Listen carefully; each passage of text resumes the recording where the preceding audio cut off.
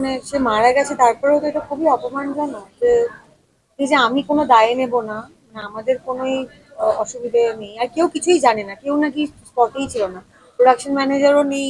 এই যে একটা দায় এড়ানোর বিষয়, প্রথম ঘন্টা থেকেই যে 14 রকম ভার্সন অফ দ্য ট্রুথ, আদপেই আমরা কেউ জানি না এখনো যে আসলে কি ঘটেছিল। শুটিংটা করতে করতেই বুঝেছিলাম যে ওটা অ্যাডিকুয়েট সেফটি মেজার নয়। তো ওখান থেকে পড়ে গেলে তো এমনি আমাদের খুঁজে পাওয়া যেত না।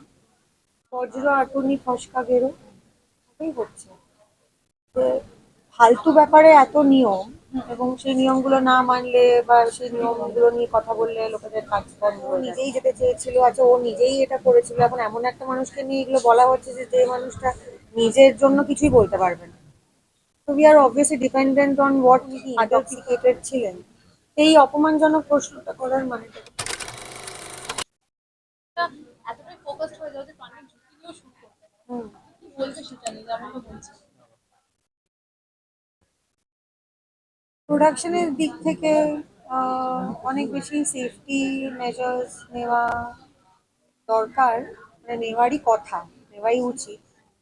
তো অনেক সময় সেটা হয় না, বাজেটের সমস্যা, শিডিউলের সমস্যা, বা জাস্ট সিম্পল গাফিলতি। আর তখন ওই একটা কাজ হচ্ছে, তারা আছে, অ্যাড্রিনালিন রাশের মধ্যে দিয়ে আমরা অনেক সময় অনেক কিছু করে ফেলি, যেটা পরে মনে হয় যে একদমই করা উচিত হয়নি, বা বলে দেওয়া উচিত ছিল যে না, করবো না। এরকম লাইফ রিস্ক নিয়ে আমি প্রচুর শুটিং করেছি। ইনফ্যাক্ট চরিত্রহীন ফ্রি বলে একটা ওয়েব সিরিজ, তাতে আমার আর সৌরভের, আমরা এভারেস্ট বিল্ডিং এর ছাদে একদম প্যারাপিটে দাঁড়িয়ে আমরা শুট করেছিলাম। সেফটি মেজার্স ছিল, বাট মানে শুটিংটা করতে করতেই বুঝেছিলাম যে ওটা অ্যাডিকুয়েট সেফটি মেজার নয়। তো ওখান থেকে পড়ে গেলে তো এমনি আমাদের খুঁজে পাওয়া যেত না। বাট তখন ওই একটা ভালো কাজ হচ্ছে, you are so excited and you are so into it, যে তখন অভিনেতা হিসেবে করে ফেলি, কিন্তু পরক্ষণেই মনে হয় যে এটা তো একটা চূড়ান্ত পরিমাণের একটা লাইফ রিস্ক ছিল।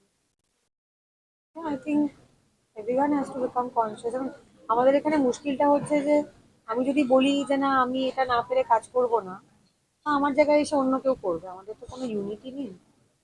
সেক্ষেত্রে আরো একখানা জিনিস ও কিছু হবে না এই কথাটাকে নর্মালাইজ করা বন্ধ করা উচিত। হুম। আর দ্বিতীয় পয়েন্ট যে জিনিসটা উঠে আসছে যে এই ধরনের ক্ষেত্রগুলোতে যেখানে বিভিন্ন ক্ষেত্রে আমরা দেখতে পাচ্ছি যে নিয়ম না মানার জন্য অনেকে কাজ পাচ্ছে না, সেখানে মানে প্রাণদায়ী যে যে ধরনের জায়গাগুলো শুটিং হচ্ছে বা যে শর্টগুলো হয় সিনগুলো হয় সেগুলোর ক্ষেত্রে এত গাফিলতি এবং সেক্ষেত্রে নিয়মের এত অভাব কেন?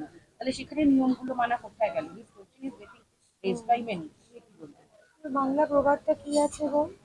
বজ্র আটুনি ফসকা বেরো, এটাই হচ্ছে যে ফালতু ব্যাপারে এত নিয়ম, এবং সেই নিয়মগুলো না মানলে বা সেই নিয়মগুলো নিয়ে কথা বললে লোকেদের কাজ বন্ধ হয়ে যাচ্ছে।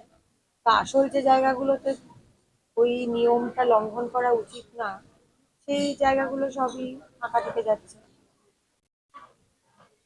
জাস্ট রং হ্যাপেনিং এভরিওয়্যার।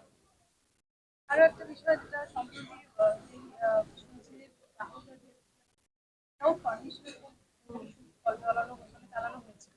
কি বলতে চাইবে যে এমনটা তুমি বললে সেফটি প্রিকশনারি মেজার্স নেওয়া খুব প্রয়োজন। এরকম গাফিলতি প্রত্যেককেই আমাদের আউটডোর কি বলবো, এটা খুবই একটা নির্মম ঘটনা। আর যেটা আমার মনে হয় সব থেকে বেশি আম, আমাদের খারাপ লাগছে, সাধারণ মানুষেরও খারাপ লাগছে, ইন্ডাস্ট্রির মানুষরাও এটা নিয়ে কথা বলছেন যে এই যে একটা দায় এড়ানোর বিষয়, প্রথম ঘন্টা থেকেই যে 14 রকম ভার্সন অফ দ্য ট্রুথ, আদপেই আমরা কেউ জানি না এখনো যে আসলে কি ঘটেছিল।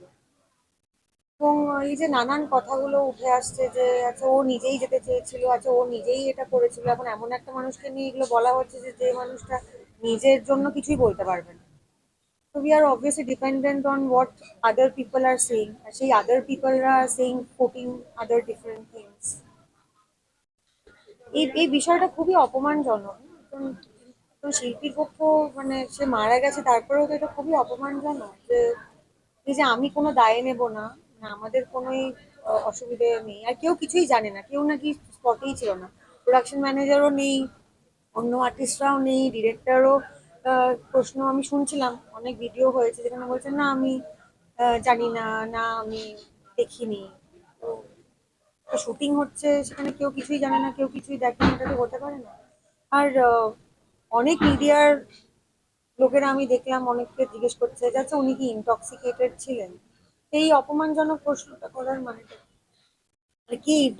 ইনটক্সিকেটেড হয়ে কোন শিল্পীরা ক্যামেরার সামনে কাজ করে, বা কাজ করা কি সম্ভব? ডায়লগ মুখস্থ করে অভিনয়টা কি খুব একটা ছ্যাবলামোর জিনিস? খুব সহজেই করে ফেলা যায় এরকম তো নয় প্রফেশনটা। কে এরকম ভাবে মানে ইরেসপন্সিবল ভাবে কে শুট করছে? আর কেউই বলছে না যে না এটা হয়নি, সবাই বলছে আমি জানি না। এটা তো হতে পারে না যে এত বড় একটা কাণ্ড ঘটে গেল কিন্তু কেউ কিছুই জানে না। খুবই অন্যায় বিষয়টা, মানে খুবই, আমি কি বলবো, মর্মান্তিক একটা ঘটনা। আর এই দায় এড়িয়ে যাওয়ার পুরো ব্যাপারটা, যে এত মিথ্যে, এত জলঘোলা হচ্ছে, I think this is making making even the situation worse. মানে কষ্টটাকে বেশি প্রাধান্য দেবো না রাগটাকে বেশি প্রাধান্য দেবো সেটাই বুঝতে পারছি না, এমনই ঘেটে আছে মাথা।